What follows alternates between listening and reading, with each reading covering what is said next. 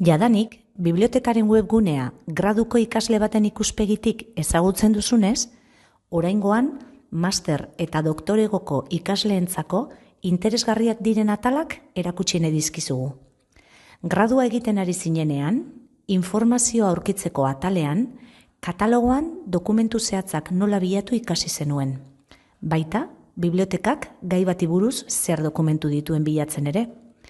Oraingoan, zuretzat bildutako datu baseak eta beste baliabideak miatzera gonbidatu nahi zaitugu, bai UPV EHUk arpidetuak, bai sarbide irekikoak.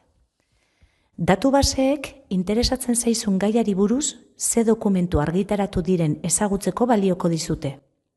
Bi modutan sailkatuta daude, alfabetikoki eta gaiaren arabera. Kasu honetan, aurkituko dituzu diziplina anitzeko datu baseak, gai zehatz batean espezializatuta daudenak edo soilik tesiak jasotzen dituztenak. Batzuetan, erreferentziez gain, testu osorako sarbidea aurkituko duzu. Bestalde, aldizkari eta liburu elektronikoen plataformak kontsultatu ahal izango dituzu. Kasu gehienetan, testu osorako sarbidea eskaintzen duten linkekin. Baliabide zehatz batean klik eginez gero, katalogoko erregistrora eramango zaitu.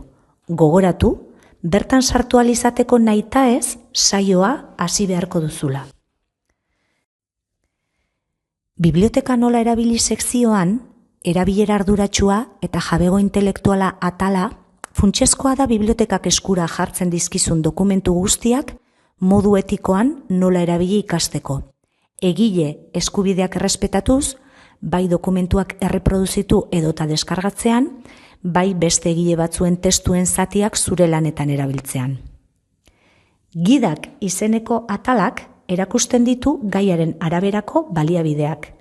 Bibliotekako zerbitzuei buruzko jarraibideak, biblioklipen edo bideotutorialen zerrenda osoa, baita baliabide elektroniko batzuk erabiltzeko gidak.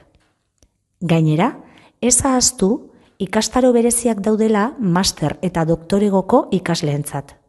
Sar zaitez, prestakuntza ikastaroak atalean, gehiago jakiteko eta interesatzen zaizkizun ikastaroetan izena emateko. Formularioak eta eskaerak atalean, gure web orriko ataletan aurki daitezken dokumentuetan sartzeko estekak aurkituko dituzu. Hala nola, prestakuntza ikastaroetan izena emateko inprimakia, liburuak erosteko eskari orria eta biblioteken arteko mailegu eskari orria. Azken inprimaki honen bitartez, unibertsitateaz kanpoko beste liburutegi batzuetatik liburuak eskatzeaz gain, zure helbide elektronikoan jaso ahalko duzu UPV EHUren beste biblioteka batean dagoen paperezko aldizkari bateko artikulu bat eskaneatuta. Liburutegiaren webgunea eta zure ikerketarentzako euskarri izango diren zerbitzuak ezagutzen jarraitzera animatzen zaitugu.